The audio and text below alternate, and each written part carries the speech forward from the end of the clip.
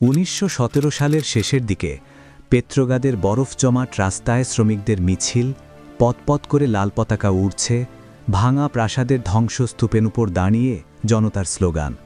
জারের যুগ শেষ হয়েছে, এক নতুন রাষ্ট্র জন্ম নিয়েছে।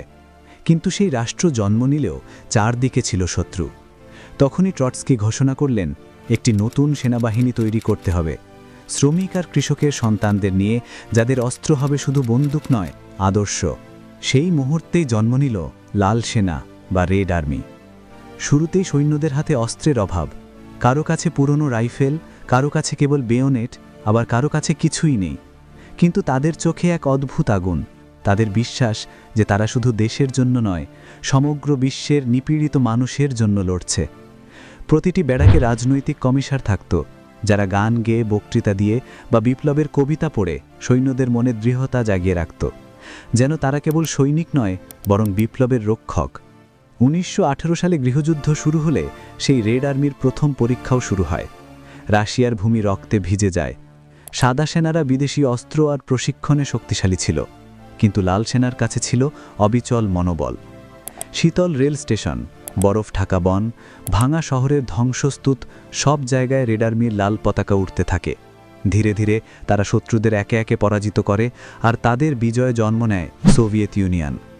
সময় এগোতে থাকে, বিশাল দেশ জুড়ে শিল্পায়ন শুরু হয়, আর তার সঙ্গে সঙ্গে গড়ে ওঠে আধুনিক সামরিক শক্তি।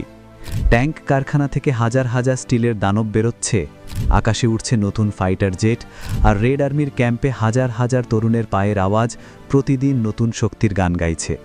কিন্তু এই শক্তি আসলে তৈরি হচ্ছিল এক ভয়ঙ্কর ভবিষ্যতের জন্য। 1941 সালের ভোর, হঠাৎ করেই নাৎসি জার্মানি আক্রমণ চালায়। আকাশ কালো হয়ে যায় স্টুকা বোমারুর শব্দে। সীমান্তে অবস্থানরত রেড আর্মির ডিভিশনগুলো মুহূর্তেই ভেঙে পড়ে।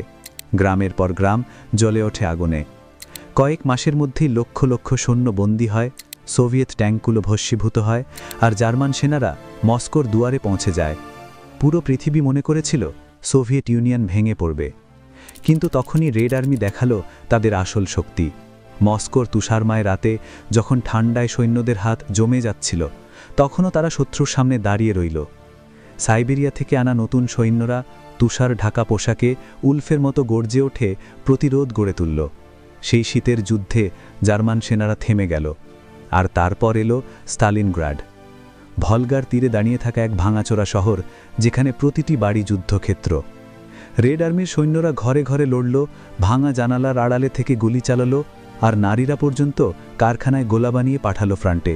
মাসের পর মাস যুদ্ধ চলল, আর শেষে নাৎসি ষষ্ঠ সেনাবাহিনী আত্মসমর্পণ করল। এটি শুধু একটি জয় ছিল না, এটি ছিল এক জাতির অটল ইচ্ছা শক্তির প্রমাণ। সেই মুহূর্ত থেকে রেড আর্মি এক ভয়ঙ্কর ঝড়ের মতো পশ্চিম দিকে ধেয়ে গেল। কুর্স্কে তারা ইতিহাসের সবচেয়ে বড় ট্যাঙ্ক যুদ্ধ লড়ল, যেখানে আকাশ কালো হয়ে গিয়েছিল ধোঁয়ায়, আর মাটি কেঁপে উঠেছিল বিস্ফোরণে। তারপর একে একে মুক্ত হলো ইউক্রেন, বেলারুস, পোল্যান্ড।